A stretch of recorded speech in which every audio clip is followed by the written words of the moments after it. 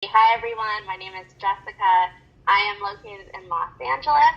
And like Anthony said, I'm a creator manager here at LinkedIn. I've been at LinkedIn since July, which sounds like I'm a newbie, but believe it or not, our team, the community management team that I sit on actually launched in June. So I'm actually one of the first 5 people on the team. Now we are in the 60s. Our team is growing so quickly.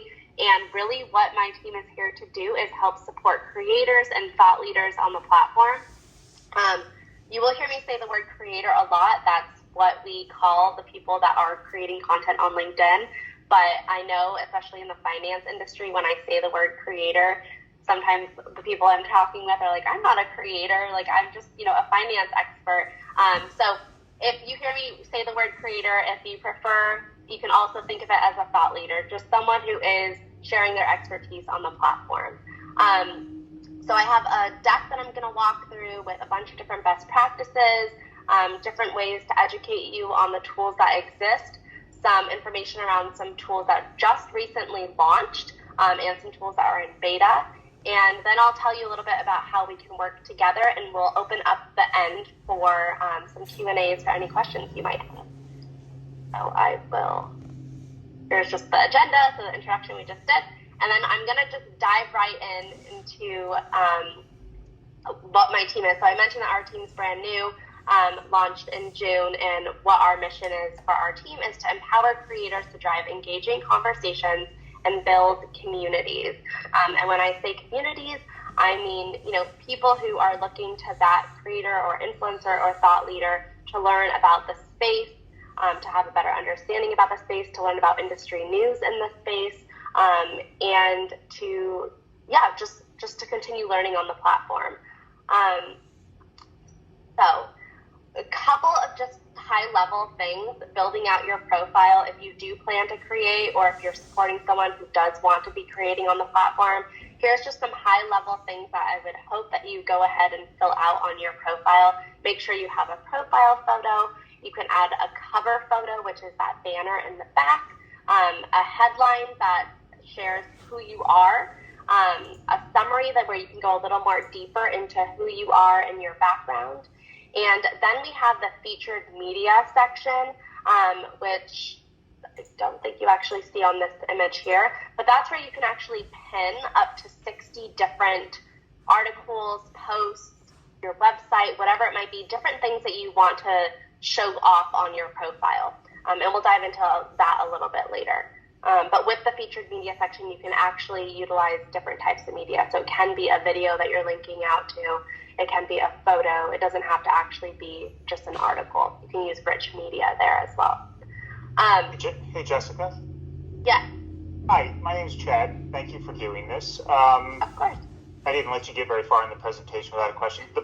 All of those things on there seem fairly straightforward. I've always wrestled with the cover photo. And as I've changed employers, using like my employer's background, should it be more consistent with like my job responsibilities, or what would your thoughts be for either the individuals on this team who are largely communicators or the executives we support? Yeah, that's a great question. I actually think that having your current employer photo is a great use case. But I think it also depends who are you trying to talk to. If you're coming from TD Bank, I think that's if you guys have a uniform cover photo to utilize, it's something that could just be shared with everyone at the company, and that's a very recognizable name. So when someone immediately lands on your profile, they see that right there and then without having to scroll down and see your title. But I think that it's really up to you. I would just recommend utilizing the space. So if there's something that you want to, this might be a little more specific, but like if you had launched a book or you have a podcast or there's something, maybe a conference that you're coming up with, you can use that space for real estate to highlight something that's coming up or to just showcase the company that you're currently at. My recommendation is just to actually have something there rather than the standard blue background that's there. Thanks. I really love it. Yeah, totally. And I really love the idea of promoting an upcoming event. So I'm thinking about our executives, if they're speaking at a conference or whatever they may be doing, you can swap those in and out. Exactly. I've never thought of that. So that's a good one. Thank you. Yeah, of course. So once you have the standard profile settings or features filled out, then I'm going to dive into things that are more creator or thought leader focused, which is creator mode. A lot of you might not yet know about this feature. This actually launched a year ago. And what creator mode does is it actually does a handful of things on your profile. And if I can get one thing out of this entire presentation to you all, is for you to turn creator mode on, or for the people that you're working with, for them to turn it on. And what creator mode does is the follow button is going to, the connect button that's currently on a profile is actually going to get replaced with follow. And the great thing about this is the connect button, you're capped out at 30,000 connections. Once you hit 30,000 connections, you cannot accept someone's connection request. So as people continue to grow on the platform and connect and have people following them, by turning creator mode on, there's no cap. You can have millions and millions of followers. The other great thing about the follow button replacing connect is sometimes people are a little hesitant to connect with someone that they don't actually know. But maybe I want to still follow this person because I love the content that they're creating, but I've never spoken to this person in my life. I can quickly follow them, and all of the content that they create will start to show up in my feed. But it's not a two-way connection where they are now seeing my content and I'm seeing theirs. So that's the first thing that it does. And I think on this image that you're seeing on the right, you'll see how what starts to change on the profile when you turn creator mode on. The second thing that happens is the number of followers you have on LinkedIn will start to display on the top of your profile. So you'll see here on Kira's profile, it was showing that she had 500 plus connections. Now with creator mode turned on, it's focusing on how many followers she has, which I believe was a little over 1,000 right there. Yeah, so 1,200 followers. So we're bringing up your followers so everyone can see. Also, when you turn creator mode on, it's going to bring up this page. Tell us what you talk about. This is where you can input up to 5 different hashtags around topics that you talk about on LinkedIn. And this is really great because it shows up at the very top of your profile. So when someone lands on your profile, they immediately know, okay, I landed on Jessica's profile. She talks about the creator economy. She talks about influencer marketing. She talks about crypto. I'm just making these up. But that way someone can immediately land on your profile and know exactly what kinds of content they can expect from you. The other thing is a cover story video. So I know Chad had just asked about his profile photo and the cover photo. I'm going to dive into the cover story video, I believe, after this slide. But this is also a new feature where you can actually upload a 30-second video to your cover photo. So when someone clicks on your cover photo, a video will actually pop up, and you can actually share a little bit more about yourself, why someone might want to follow you, add a call to action at the end, like, hey, come subscribe to my newsletter, or message me if you're interested in learning more about banking, whatever it might be. So it's a little video that pops up. Your profile photo is still there. It's just another way to add a little bit more about who you are and make it personable. Also, when you turn creator mode on, it's going to actually reorder your profile. So a couple things are going to shift and move as far as the layout. So the featured activity, which we had mentioned before this slide, where you can highlight up to 60 different posts, articles, websites, whatever it is, you name it, to the top of your profile, that's actually going to move up a little higher, as well as your activity section. And when it comes to the activity section, this is probably the biggest takeaway that I believe is the best part about turning on creator mode, is your activity section is going to completely change. With creator mode turned off, your activity section is focused on the last 3 things you did on LinkedIn. So if you commented on my post, that's going to show up in your activity section. And when someone clicks on it, it's going to take them to my post that you commented on. With creator mode turned on, we're actually going to focus on instead the last 6 things that you've actually posted. So even if I commented on your post, it's going to focus on the things that you've actually posted, and we're keeping people on your content rather than on content that maybe you engaged with on the platform. Hey, Jessica. Yes. This is fabulous. I'm John. Thank you so much for joining our team and really giving us a download. So if there are executives in our organization who we believe satisfy our criteria for being truly a thought leader, you would say that absolutely you want creator mode on big time, no hesitation. Absolutely, right? 100%. Okay. All right, thank you. Yes, 100%. And then that brings me to the next part, which is creator mode's here to help you get more discoverability on the platform. So when you show up in someone's feed who isn't following you yet, you know how sometimes you'll see people that are second degree connections or third degree connections and their content's showing up in your feed. Their post will actually have a follow button on the post directly in the feed. So someone can actually show up in your feed with the follow button on their post, and you can quickly follow them without having to go to their profile and then follow them. This will become really important when I dive into the LinkedIn news and getting featured in the LinkedIn news a little bit later into the presentation. But that's one of the key features of the tool as well. And then, last but not least, when you turn creator mode on, you're getting access to tools. It's unlocking new tools that you wouldn't have access to with creator mode turned off. So LinkedIn newsletter, which I will also dive into, and LinkedIn Live. And as we, our team is relatively new, but one of the things that we're really focused on here at LinkedIn is building out tools for creators on the platform. And we have a lot that's coming. There's a lot on our roadmap. And as those tools launch, you'll actually have to have creator mode turned on to access those tools. So just another reason why you should turn it on now so that you have access to everything that it will unlock. Okay, so that was a lot for creator mode. And now I will move on to the newsletter tool, which is unlocked when you turn on creator mode. So with creator mode turned on or off, you have access to articles. But newsletter is a completely different tool. Think of articles as a standalone, long-form format that you can utilize. And a newsletter is going to be focused on some type of series of articles that you want to publish on a regular cadence.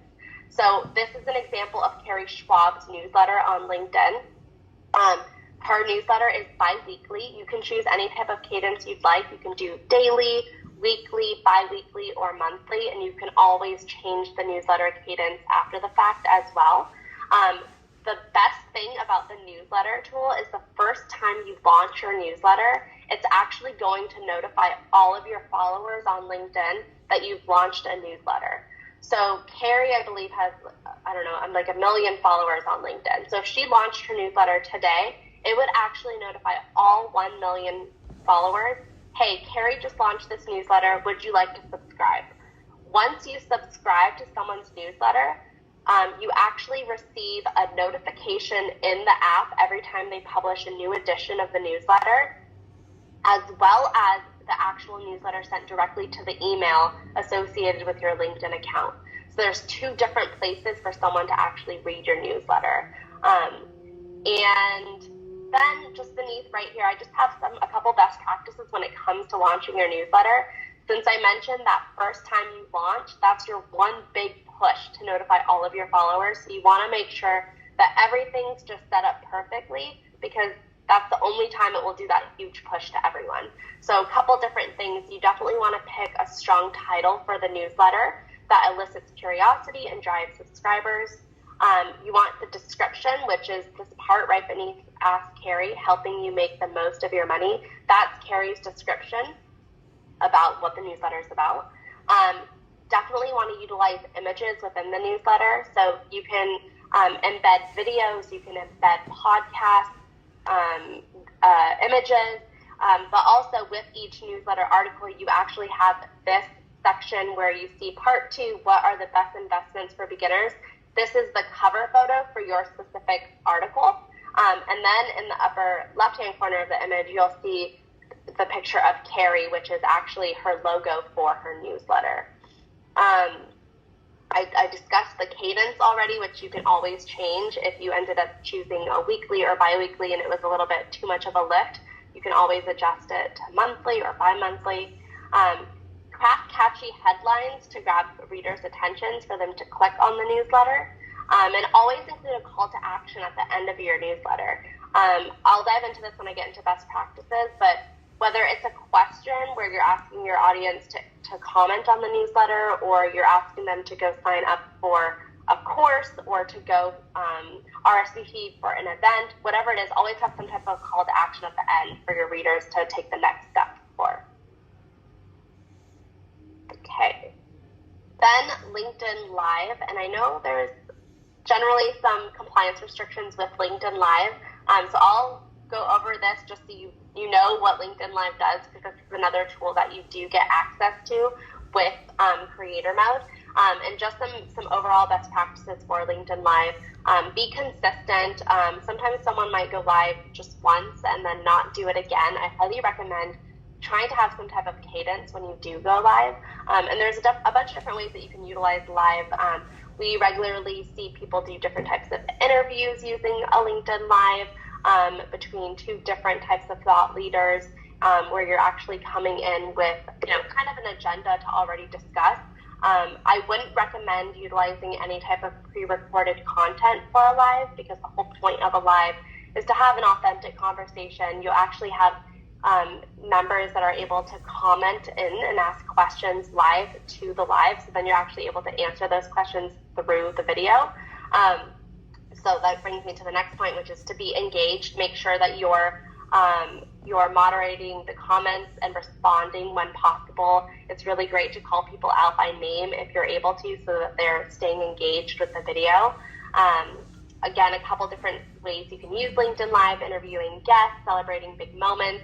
If there's ever an event that is happening that you want to actually stream the event, lots of different ways there. And then last but not least, be authentic. We don't need this to be something super highly polished. It is live. The audience will generally respond better to relatable, organic content in the live. And with on LinkedIn Live and the newsletter, if we were, let's say, for example, launching a newsletter and we're really excited about the content and it comes from what we would say is an emerging thought leader, but we want to give it some boost, can you put paid amplification against it? Great question. So right now, yeah, that's a really great question. Right now on profiles on LinkedIn, there is no amplification. You could promote it on the TD Bank business page and promote it that way and link out to the newsletter or link out to the event, but directly from a profile, there is no way to amplify. Okay, when that changes, would you let us know?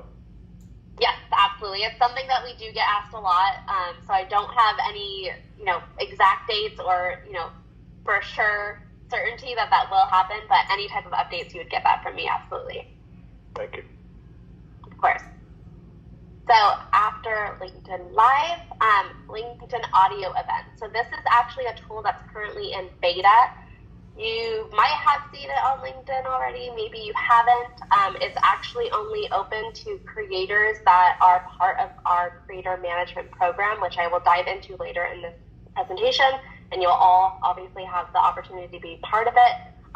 But this is kind of similar to like a Clubhouse or a Twitter Spaces. It is a audio-only live event where you can host a room, people join the room, they raise their hand, you can bring them on stage and actually have conversations with them.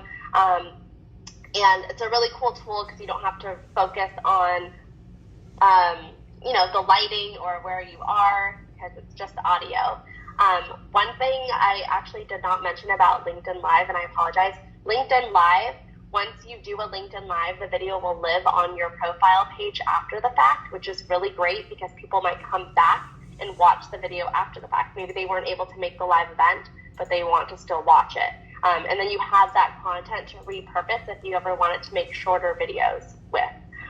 With LinkedIn audio events, as of right now, they are not recorded. So it is, if you miss out on the live event, you don't have an option to go back and listen to it if you weren't able to make it. Some creators that I work with are using third-party tools to record the audio on their own, but just know that natively within LinkedIn at the moment, you're not able to record. So it is like a miss it or don't attend, you miss it type of event. A couple of just best practices when it comes to LinkedIn events. Try to give yourself at least 15 minutes for the live. I generally see most audio events being around 30 minutes to an hour, but some people will hop in at different times, so I wouldn't recommend going on there and doing an event that's only 10 minutes for obvious reasons. Roll with it, as people raise their hands and you're bringing them to the stage, just make sure that everyone feels like their voices are welcome, that they're able to engage with you. And what was the other thing? Oh, and then with LinkedIn audio events, you can actually tap on anyone that's actually in the audio room, and you can follow them, you can message them. Oops, sorry about that. And actually continue the conversation with them past the event. And then, like I mentioned, make sure that you're asking attendees conversations so that they're raising their hands and you're bringing them on stage to talk. And I know that this probably has some issues with compliance, but I'm happy to answer any questions later on around audio events. And as I mentioned, it is in beta, so this is actually, like I said, only a tool that only select creators have access to at the moment.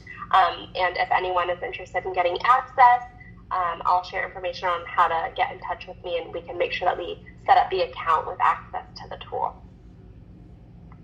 Okay. So now just general posts on LinkedIn when it comes to posting images and videos. I always recommend, when you can, to utilize some type of rich media for posting.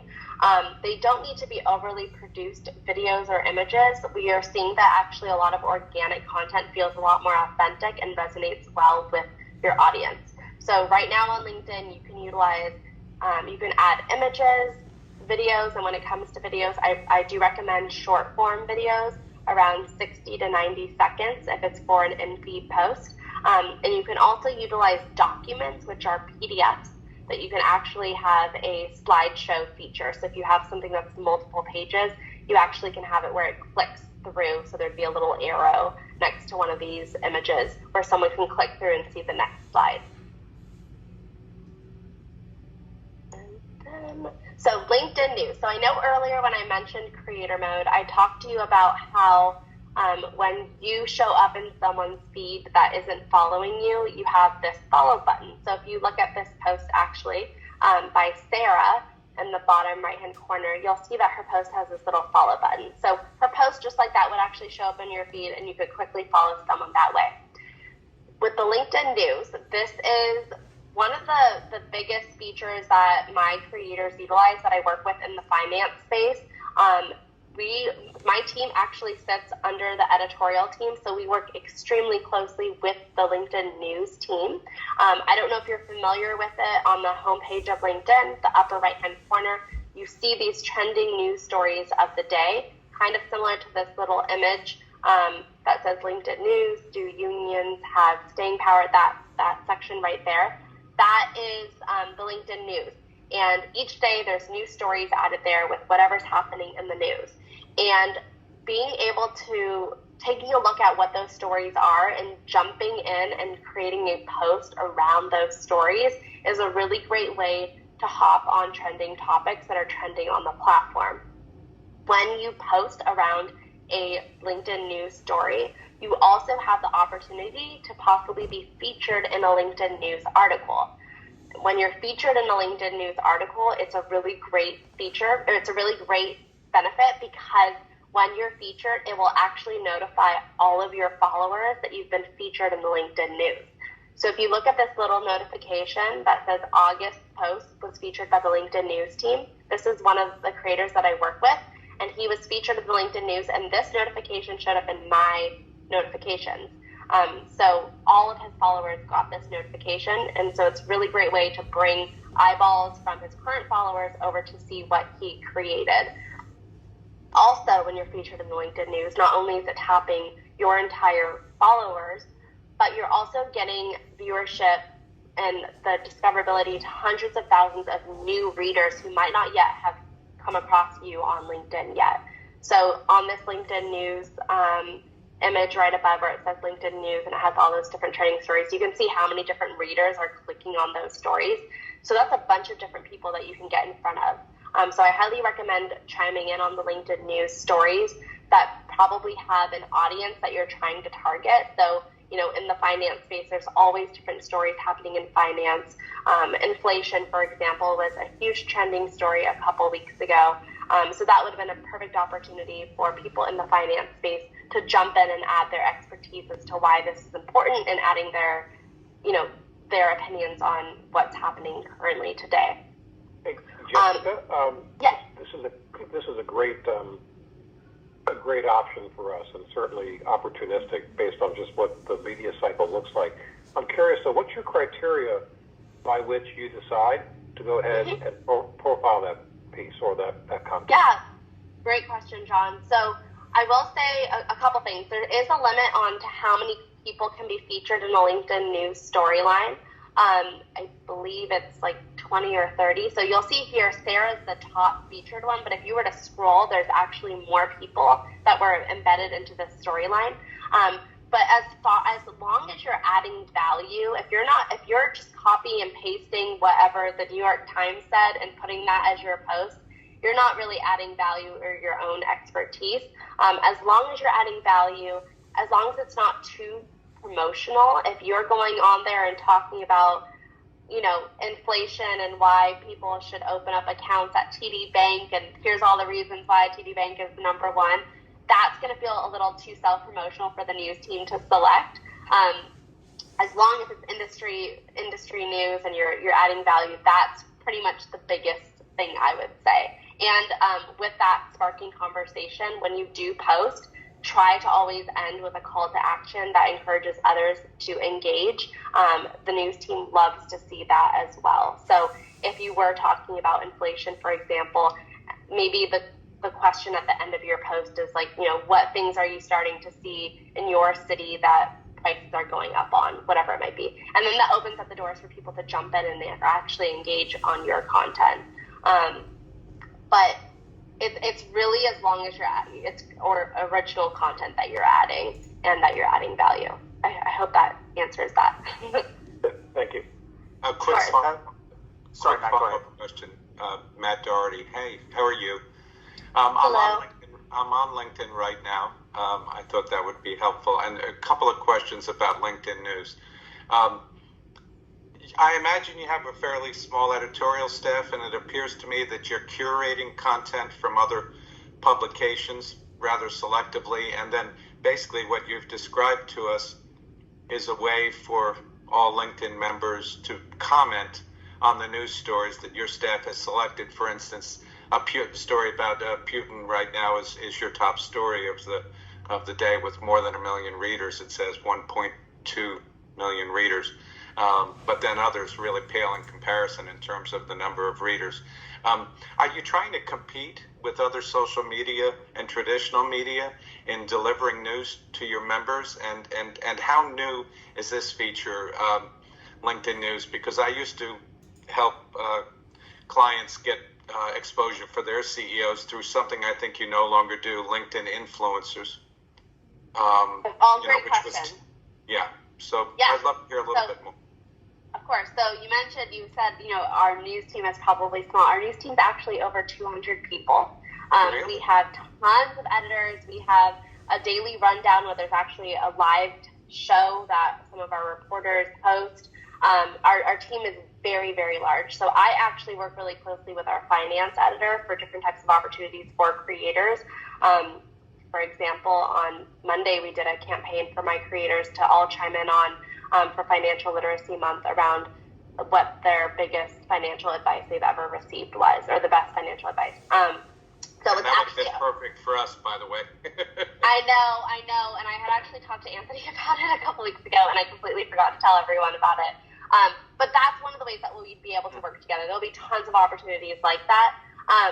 But yeah, our team is actually very large.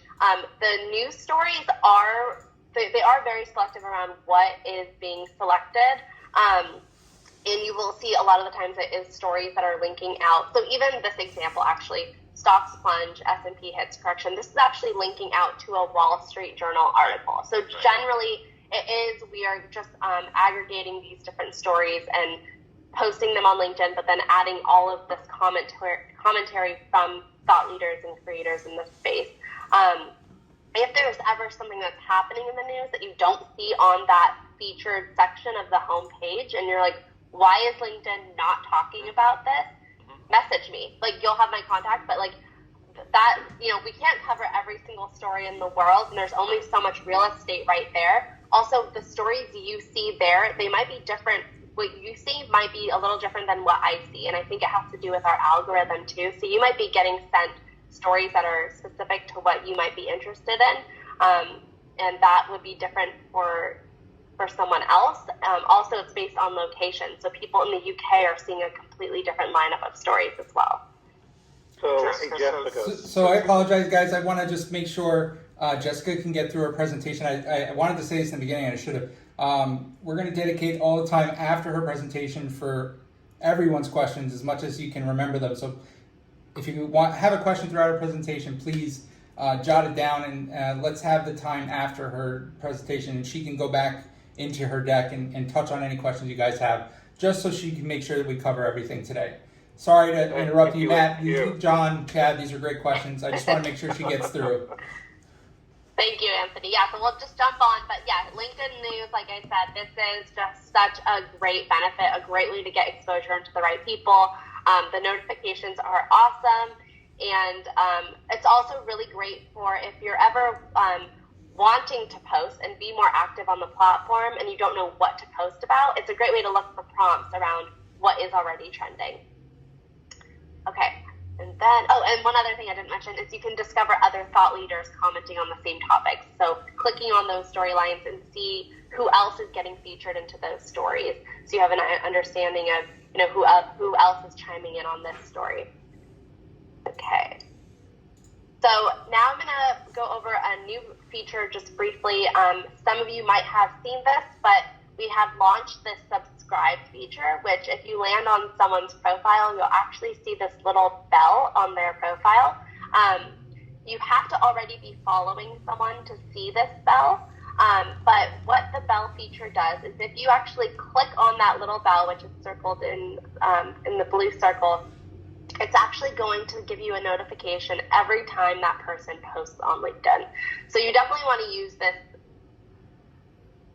not too much, because you don't want to subscribe to everyone or else your notifications are going to be crazy. But if there's someone, a thought leader that you never want to miss out on their post, or maybe it's, one of the executives that you're working with and you want to make sure you're notified every time they post, if you turn this feature on, you'll get the notification every time they publish something new on the platform. And so, for example, with Ashley, if I turned on the bell, right now the bell is white, but it would actually turn gray if I had it turned on for her. And every post she posts, I would actually get a notification. So just a great way to stay up to date if there's ever someone that you want to make sure you're not missing their content. Because as you follow a lot of people or are connected to a lot of people on LinkedIn, sometimes your feed can get a little bit overwhelming and you might be missing out on someone's content that you don't want to be missing out on. And then just a reminder, you do have to already follow the person to see that bell. If you land on someone's page and you don't see the bell, it's most likely because you do not follow them yet. And it is a brand new feature, so everyone should have access to it. If there's any issues, let me know, because it might still be rolling out to more users. Okay. So the next thing that I'm going to go over is Creator Analytics. This actually, we are in the process of launching a new Creator Analytics dashboard.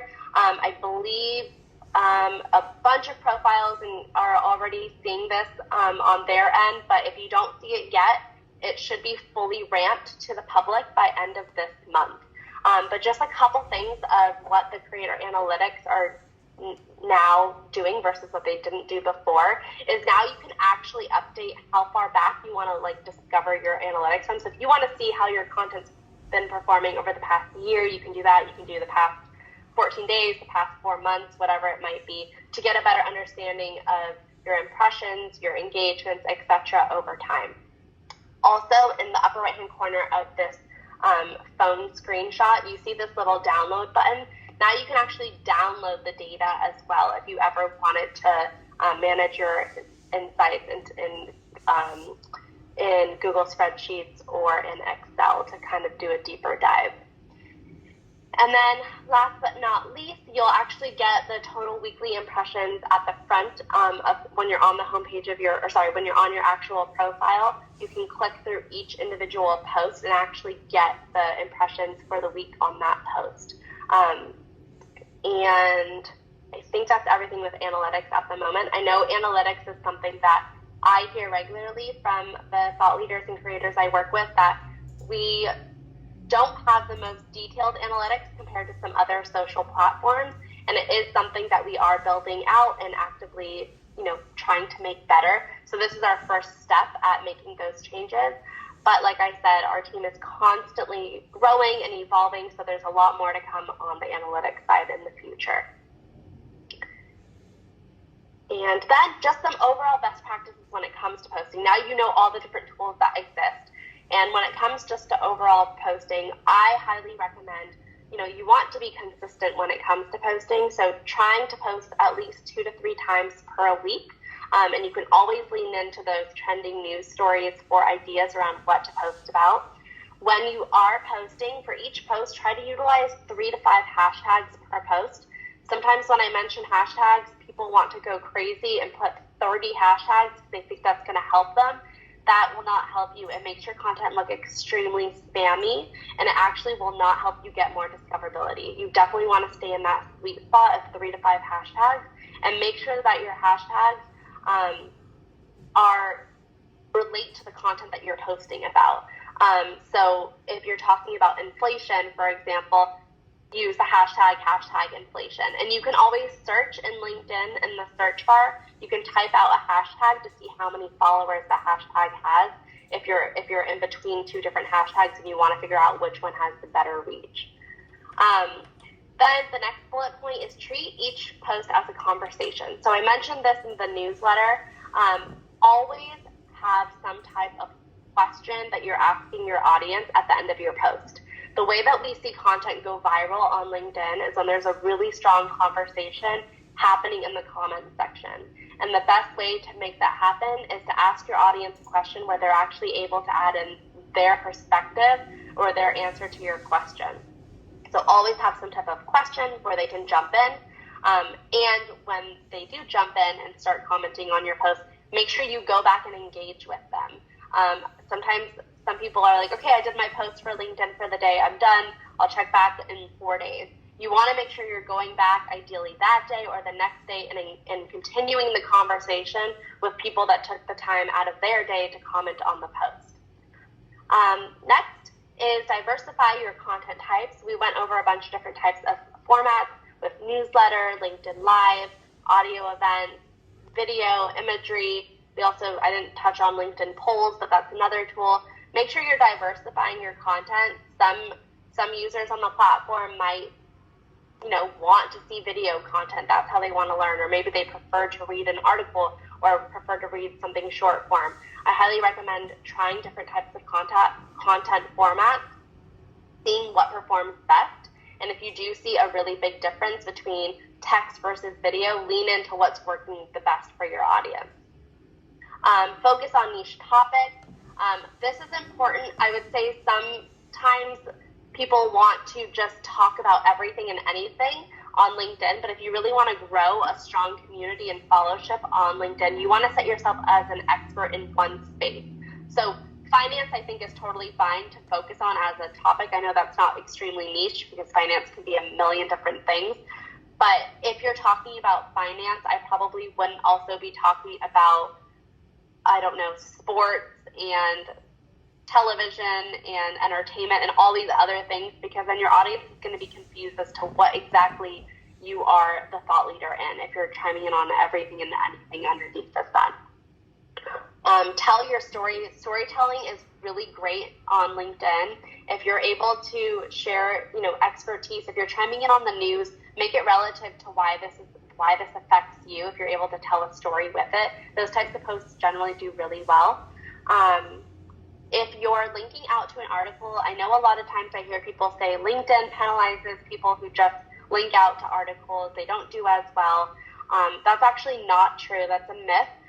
But the important thing is if you are linking out to another article that's taking people off of LinkedIn, you need to make sure that your caption, the post itself, has enough value that's going to entice someone to click on that article.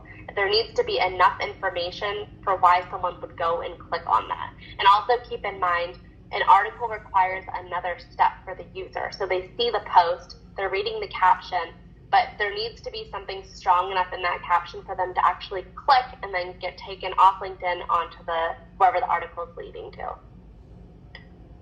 Expand your reach. Oh, sorry about that. Expand your reach beyond your network. So this is something that I highly recommend if you have anyone who might have a smaller following on LinkedIn.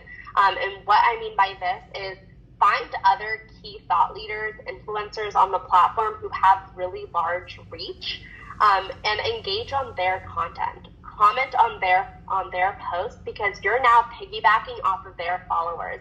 If you start commenting and adding really meaningful comments on their posts, their audience is now going to start seeing that, and you're setting yourself up as someone who they might now go and follow. I had a creator back in November who was pretty new to the platform, and he was focused on cryptocurrencies, and he started commenting on Gary Vaynerchuk's posts. He's very, very active on the platform.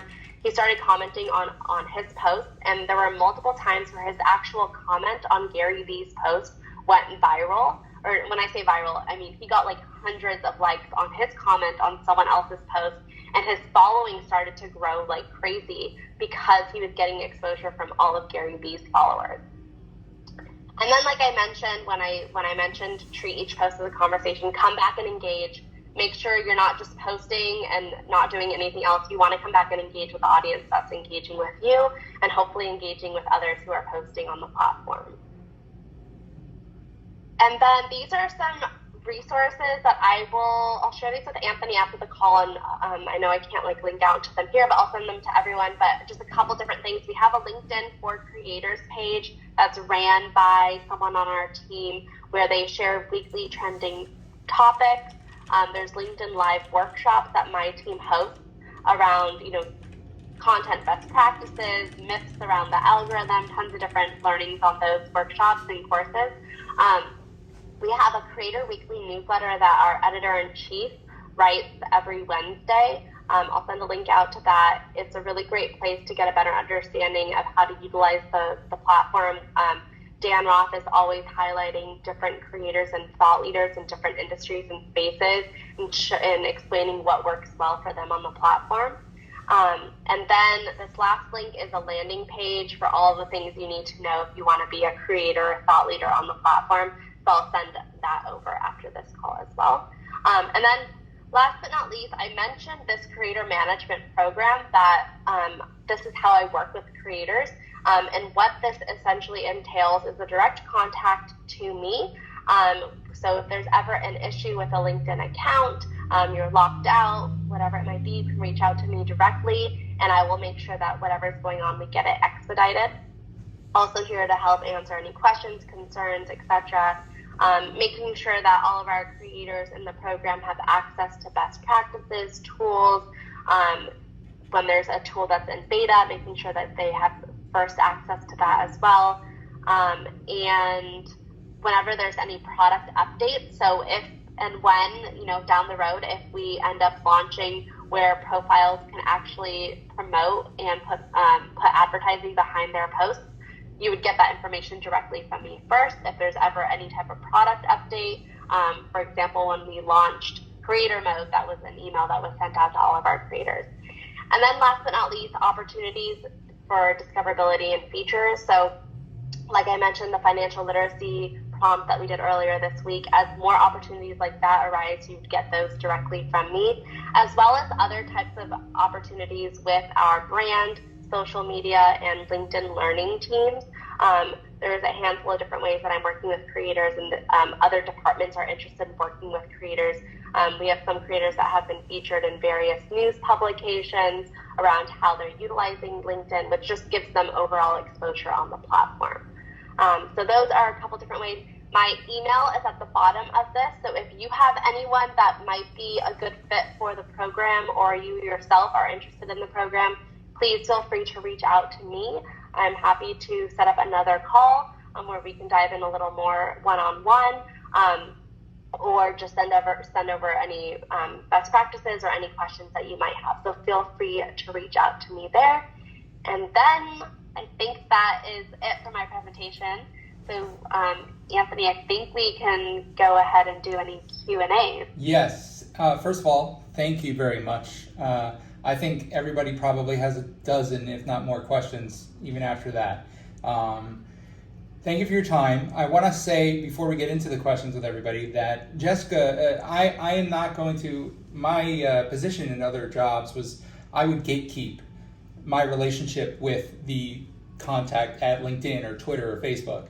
And basically everyone would have to go through me in order to get your questions answered or get support or whatever. Not the case here. Jessica is yours to contact. I apologize now for your flood of emails that you're going to get after this, Jessica. But you guys have direct access to her. You do not have to go through me. I will recap this workshop. I've recorded it. She will send me all the links. I will make sure everybody gets those. But if you want to have your own dedicated session with, say, your executive, your group, work with Jessica, reach out to her, and by all means set it up. So if you are worried that you didn't get your question answered today or anything like that, she is completely available to you. I do have 2 questions I got in advance. So I'm going to start with those, and then we're going to get into everybody else's questions. Feel free to post your questions in the chat on Teams so that we can make sure we touch on everyone's questions. If for whatever reason we don't get to everyone's question, we will make sure that Jessica gets it at some point after this. Right away, I think you actually answered a bunch of these already, but I think we're more curious too about the specifics. Could you identify, say, a couple of different companies, financial companies, banks, that are great examples for us to follow or get ideas from? Is there anything that you can name off the top of your head, Jessica? Yeah, I mean, so just one thing I want to clarify is I am more focused on the profile side of LinkedIn, so not necessarily the brand pages. Of course, if you have questions around an actual page, ask me them, but I might have to defer to the actual team working with pages to answer. But as far as, creators from other large institutions who are doing a great job, let me think. So Carrie Schwab is one that's absolutely amazing. She utilizes a lot of different tools on LinkedIn. Sally, you're kind of putting me on the spot, so I'm trying to remember. No, it's okay. And if you can't get to them today, if you could, I can send a list. If you could works. keep Key. By all means, keep us up to date. Like if there's a thing that you send out to a group of people, like these are the top trending posts this week. This kind of helps inspire our team to get ideas on what we could do. Yes, absolutely. So don't worry about naming them today. Sorry. Yeah, on that, one other thing I'll call out is we did launch our Top Voices in Finance 2 months ago, so I will send over that link after this call. That has, I think there was 18 different key leaders in finance who are all doing a wonderful job on the platform as far as creating content. Another link that I'm going to share with everyone, our editor-in-chief, Devin Banerjee, he has a weekly finance newsletter that I think he has like 300,000 subscribers to the newsletter. He's always highlighting key voices in finance that are doing a wonderful job on the platform. So I'll send both of those, and I think those will both have tons of different key examples of finance leaders doing a wonderful job on the platform. One big thing I will say to everybody in this group, so this is not just for the executives you represent. Like she said in earlier, if you want to lead by example and exist on LinkedIn so that you could show the executive you work for what proper posting looks like and how to engage and all that kind of stuff. Kind of the things that I used to do as a social media manager was lead by example. So I would, on my own personal profile, post the way that I would want some of the journalists that I worked with to post, and then I would prove with a visual why it worked well, how it worked, why it got so many comments, etc. So by all means, learn for yourselves, not just for the folks that you represent, and obviously follow our social media guidelines. But take that chance to explore on your own personal profiles. Be an early adopter is very key. So the fact that that audio feature is in beta, that is something that we should, if we can identify the folks that can take advantage of that platform early, those people tend to stand out more early on when you adopt new features early on. So I'm going to get into everyone. Chad has about 5 different questions. So Chad, by all means, go first. Oh, and the chat function is disabled, Anthony, for the meeting chat. Oh, I'm sorry. Terry, are we able to enable the chat function in the meeting? No, I think somebody in technology, Anthony, did that across teams. I've been in a meeting where chat's been available. Okay, all right. So we'll stop it later. If you guys can raise your hands, and we'll try to get to you. Sorry about that. No worries, Anthony. Hey, Jessica, I know John was getting ready to ask questions about the news, so I'm going to not ask my news questions because I have a feeling he and I were about to ask the same thing. I'm going to jump to a hashtag question. I also have an analytics question, but I'll table that to let others talk. So hashtags to me are an interesting tactic, and I think a lot of times companies will try to create their own hashtags rather than jumping on a hashtag that could be better followed and create better opportunities for visibility. So I'm wondering, when we run an internal employee engagement campaign that is really designed to boost pride, and we tend to use hashtag ProudToBeTD. We also run a campaign that thanks our customers and employee called TD Thanks You, and I always worry that we end up just talking to ourselves. We've got, some of us have substantial followers, and so I think, they would see the hashtag, but I don't necessarily know that they're inclined to follow it or that people would find it organically. So give a point of view on the number of times people will come to the content team or to the marketing team and say, hey, I want to run a campaign and here's my hashtag. What are your thoughts on how we maybe counsel them to, go ahead and use your hashtag, but let's find some other ones that people are more likely to find organically?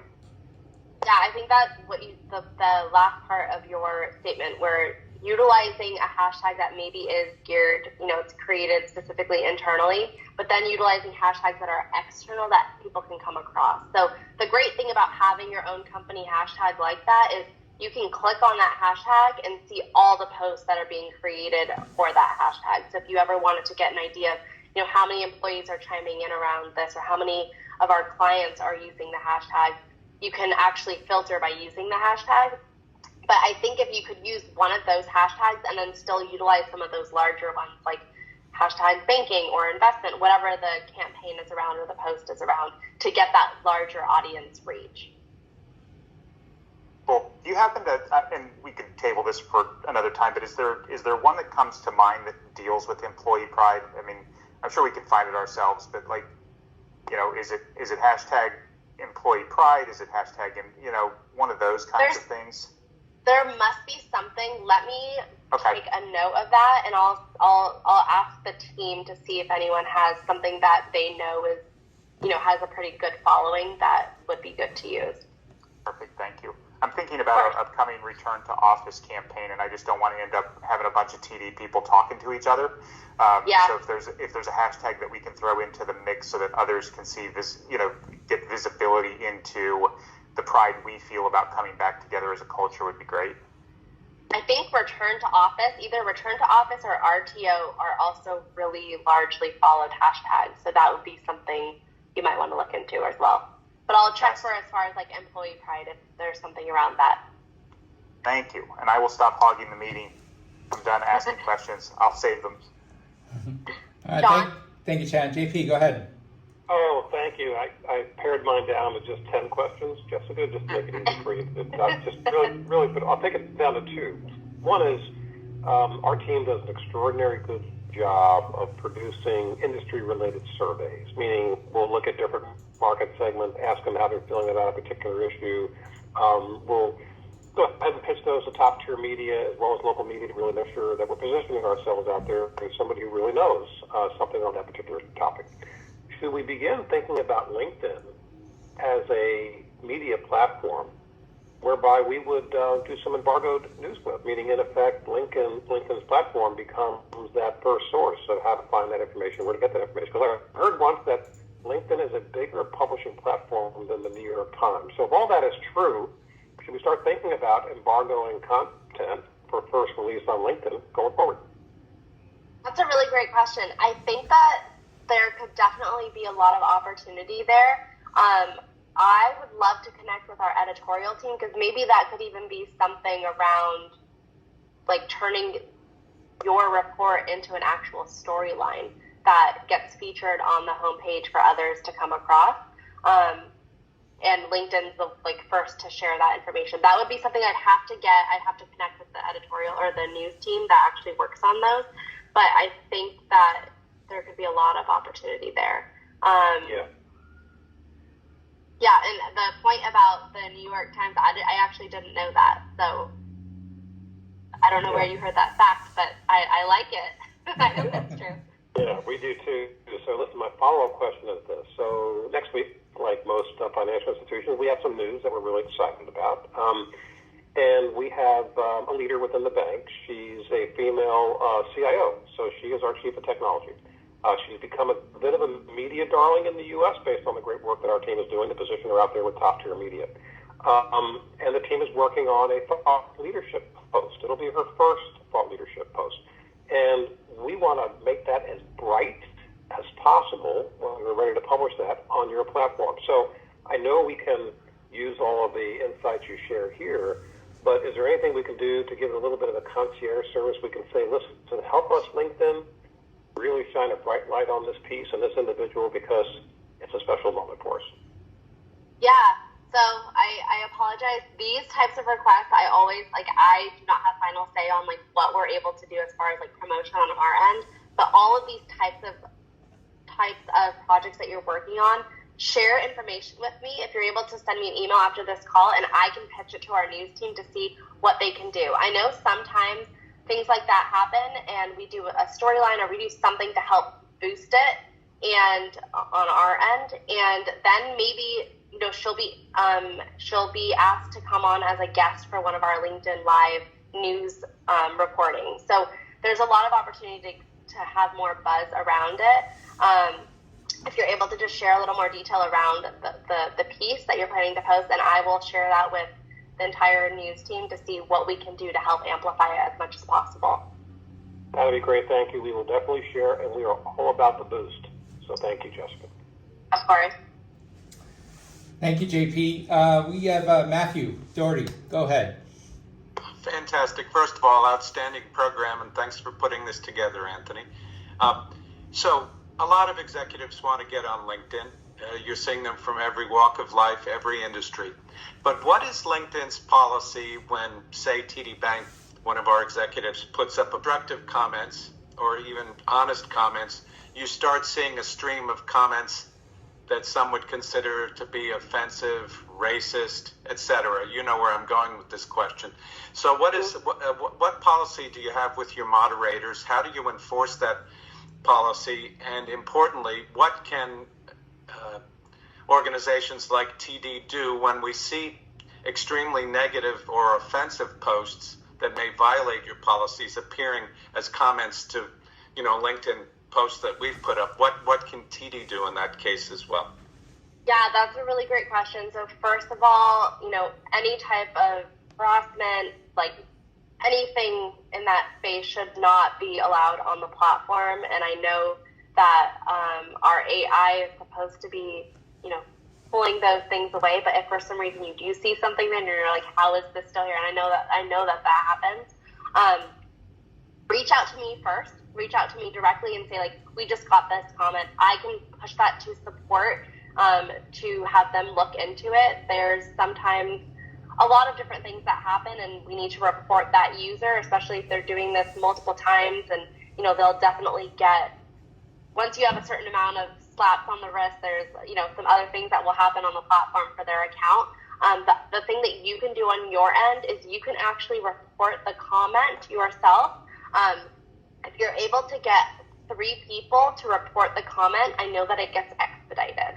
So if you see it, report it, have 2 other colleagues report it, message me, and I will make sure that we get that expedited so that it gets looked into. I know on our end, we're trying to do everything we can to be able to identify when there's keywords being used that shouldn't be used. Sometimes some things do go through the cracks. So when that does happen, let me know and I'll make sure that we can, expedite whatever's going on and get rid of that. That's excellent. And I want to be clear, I'm not an advocate of censorship. I'm talking about egregious violations of LinkedIn policy. I've seen some awful examples of that because I pay attention. It's part of my job, a small part anyway. So that's really good to hear in terms of the process. And does LinkedIn have a better way of engaging directly with people that make such comments, or any comments at all about your organization?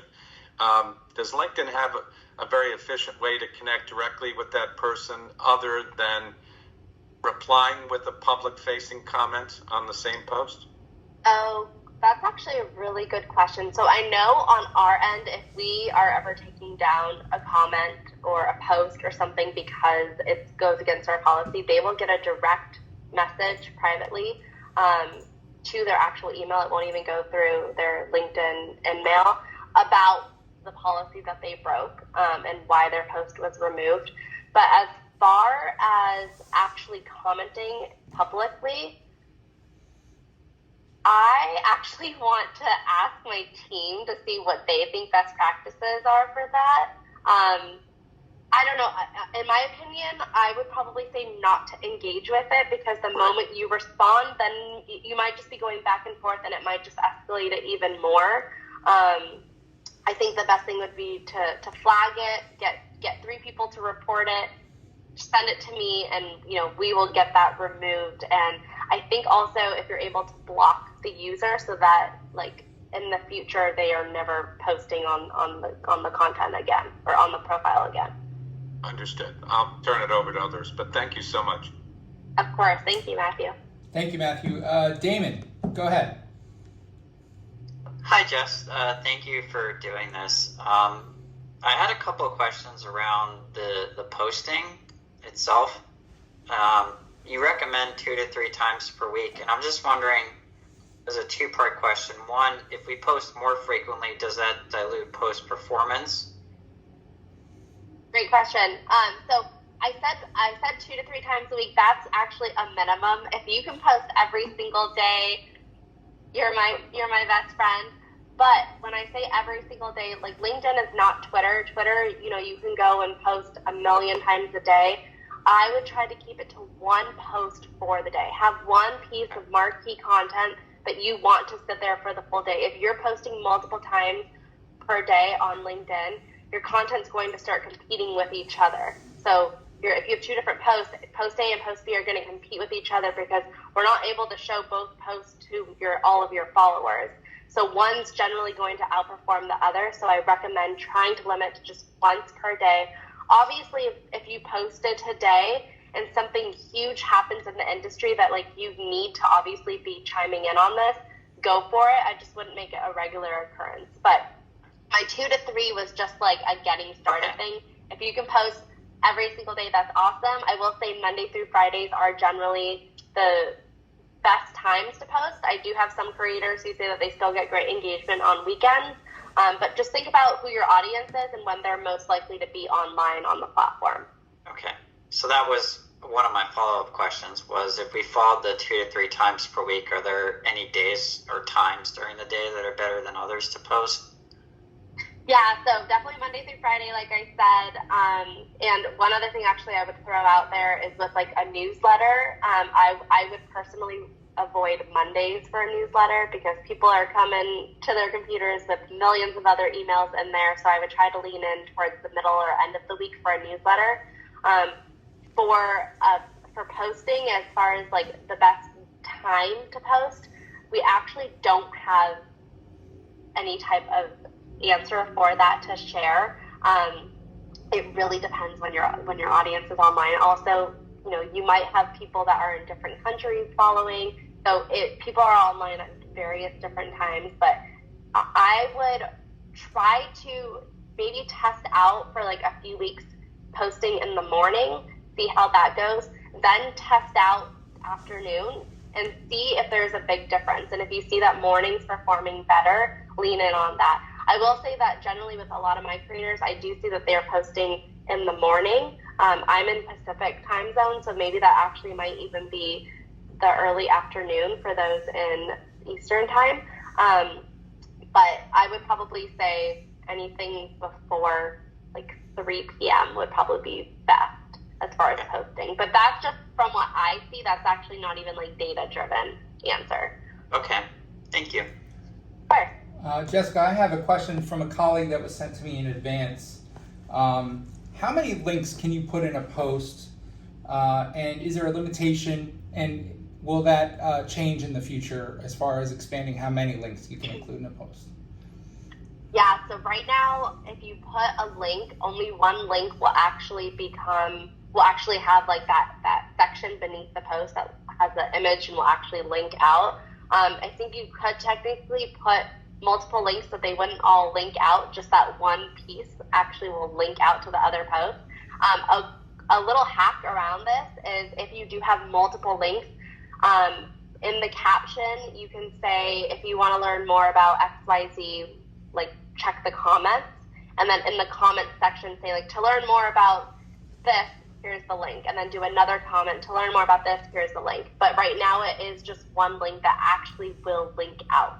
You could put other links, but it would just be text and people would have to copy and paste it, which I don't think would perform very well.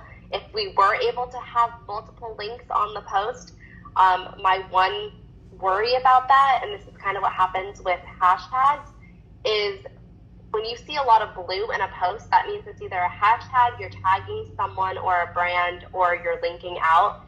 And when there's a lot of blue, it comes off very, very spammy and almost like you're just trying to, it comes off kind of like a body or like row body.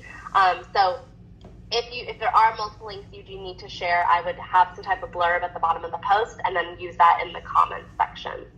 Great.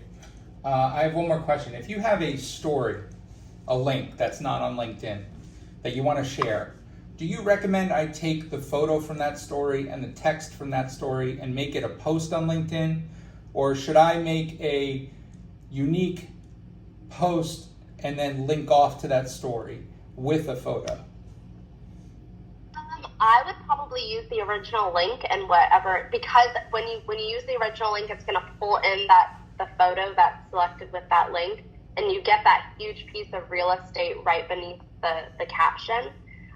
So that's what I would recommend. If for some reason the photo that it's automatically pulling in just isn't doing it for you, you could go your way around. But if it still looks okay, I would try to utilize what it's automatically pulling in. I think, JP, do you have another question, or is your hand raised from earlier? I can't figure out how to take my hand down. I'm good for a minute. Thank you there, Anthony. No problem. Chad, I think you have another question. Go for it. Thanks, Anthony. So, Jessica, I know you said you're at the sort of the early onsets of building out the data and analytics to be a little bit more robust than what's currently there. And maybe this is just something for you to think about or a roadmap in the future, but on this call, I think we have 30 people, and we probably manage at least 30 different executive profiles, maybe more than that. And so I'm thinking about the future, like how would there be a way to potentially pull all of the post performances and analytics from those execs into one report? And I guess it sounds like now you've added the download function, right? So each of us could download and then maybe put it into some sort of data visualization. So I guess that's the solution for now, but maybe down the road, are you thinking about, or can you think about a way that maybe we could pull all of those together at one time?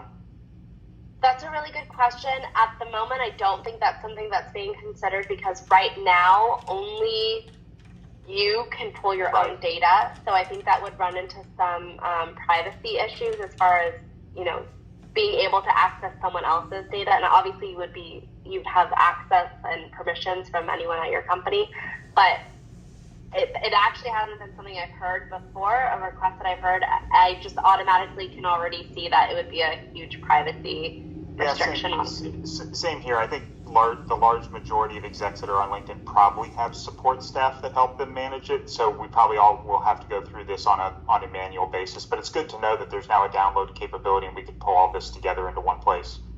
Yeah, and like I said, that new analytics dashboard, it just launched, still rolling out this month. just the beginning. There's going to be so much more coming too. Great. I actually have a question for you, Jessica, because a lot of our team manage other people's profiles, and they have to pass on their credentials. I know this question. Is there going to be kind of like a Facebook page kind of experience where you can make somebody, say, an admin of a profile at some point?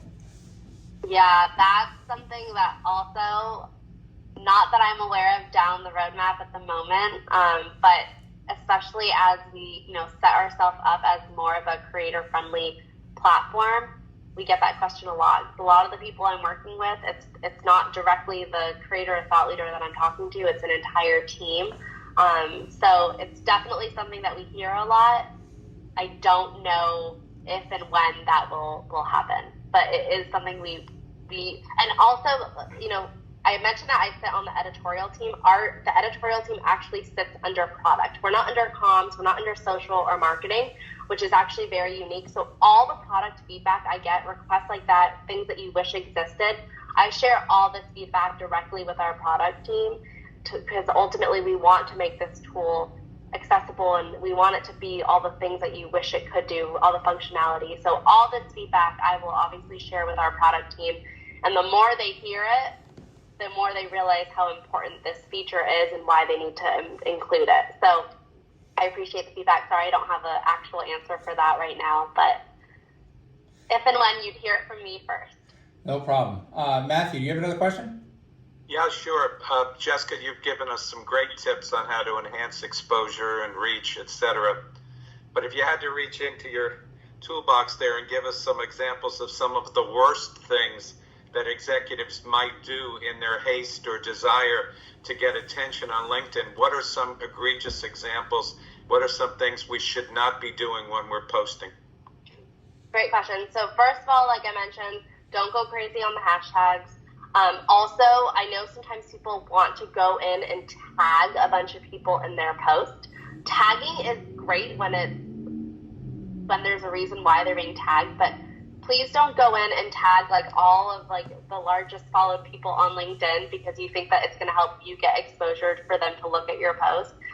It comes off extremely spammy on the platform, and that's something that people will just immediately scroll past. So just be very cognizant with whenever you're using hashtags or tagging a person or a brand. The other thing I would say is,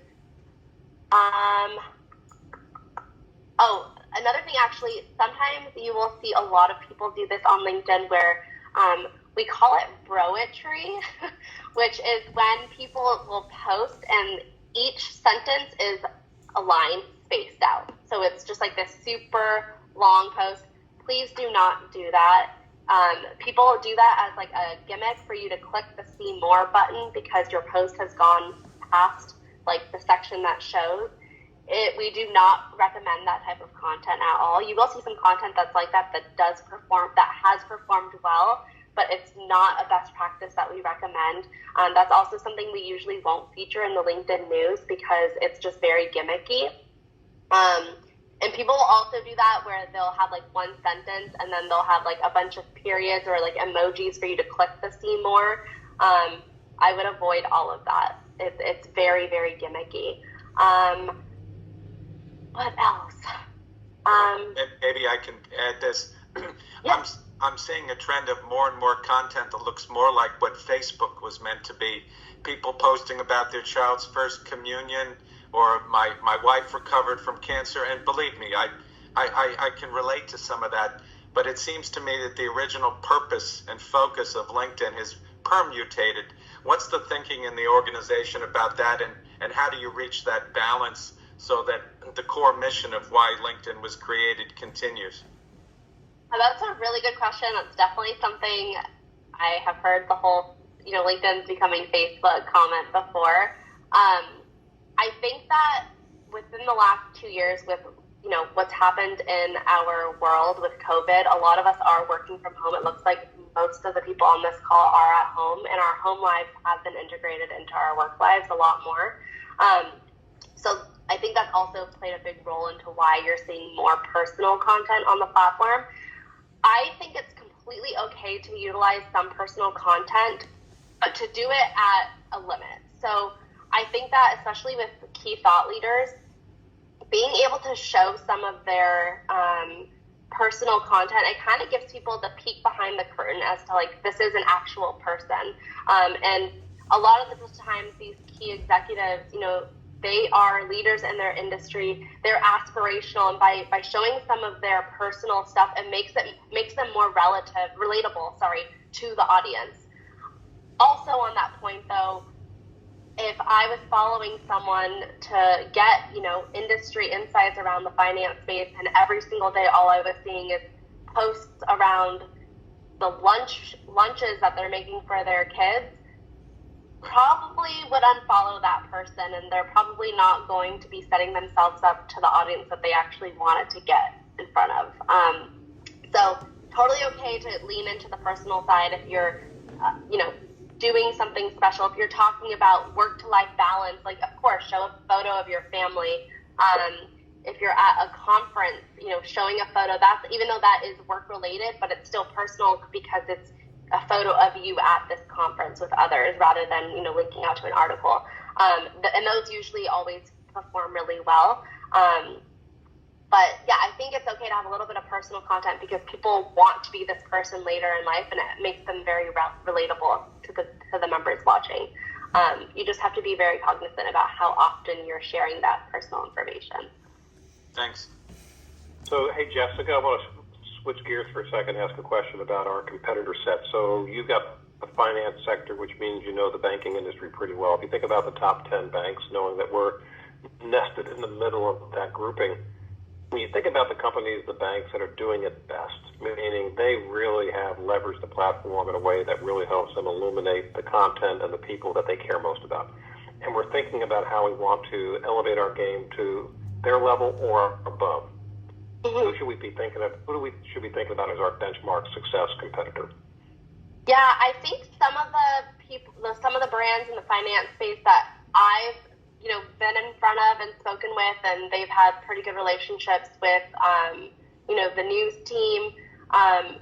Just some that come to mind immediately, and again, I'm going to get an actual list to share with you all. But J.P. Morgan, BlackRock, and Goldman Sachs, like those are all ones that like they are very interested in setting their leaders up on the platform and making sure that they have very strong voices, and you know they have entire teams running their social platforms. But I will send actual examples for like who at JP Morgan would be a good example and who at BlackRock is doing it well. So I'll send a full breakdown there. But those are some of the ones that immediately came to my mind based on the conversations I've had and, you know, the executives that they are doing their socials for. Great, thank you. Jessica, I had a question for you. I know it used to be when I worked at NBC News that if a journalist did a session with a LinkedIn employee, they would get the paid version of LinkedIn for that year at no cost. I don't know if that's something that you guys still do. And do it beyond journalists. I was just curious, is there any benefit to paying for LinkedIn? I know the benefits are like, you know, more data and analytics, but as far as like posting goes, yeah, does paying for LinkedIn have any effect on publishing? Not at all. So I think you're referring to like LinkedIn Premium. Right. I don't know about whatever relationship was before where you got access to it, but absolutely not. You do not need LinkedIn Premium. A lot of the people I work with don't have LinkedIn Premium. It does not benefit you as far as like your content getting more engagements or getting exposed to more people. It doesn't limit you on what features you can utilize. It's really more focused on like how many people you can message or email. I think you get more insights around roles and, you know, different companies, but it does not hinder your content creation capabilities by any means on the platform. Right. You had mentioned the audio feature. I wanted to bring that back. The audio feature is not a podcast feature, correct? It's a audio live function, and it doesn't have the ability to. You don't have the ability to play back that audio of that event after it happened, correct? Is there anything on the roadmap to allow that to happen in the future? So it is something that like every single person we've spoken with has brought that up. Also, closed captioning, we didn't have that on the audio events tool, and now they actually just launched that, I think, last week. So just know that like all the feedback we're getting, we are applying a lot of it. I think that the issue with the live audio events is you're bringing people on stage, and whereas like a LinkedIn Live, you know, two speakers are agreeing to be part of this LinkedIn Live. They're aware that it's being recorded. Whereas the audio events right now, there's no disclaimer saying, hey, you're being recorded. And I think that's what we're trying to work out. That's why you could use your third-party tool to record. I just highly recommend letting all of your audience, all of your listeners, letting them know that they are being recorded in case they raise their hand. But it is something that we've heard a lot of. I'm assuming it's something that they're going to include, but I'm not totally positive. But we hear it a lot, so product is very aware of it being something that creators want. Thank you for that, by the way. To bring up one other thing, you had mentioned, I think earlier, where if one of our, say, executives is doing something really well on LinkedIn, they've been getting a lot of comments and engagement, and they've been posting, you know, thought leadership content.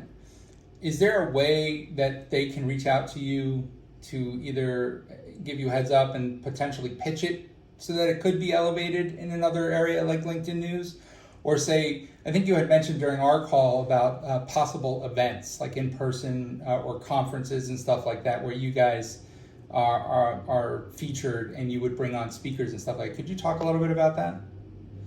Yeah. So the first part of your question, yes, if there's ever something that you think could potentially be like a storyline on LinkedIn, please pitch it to me. Just keep in mind, it can't be too self-promotional for the company or for the executive.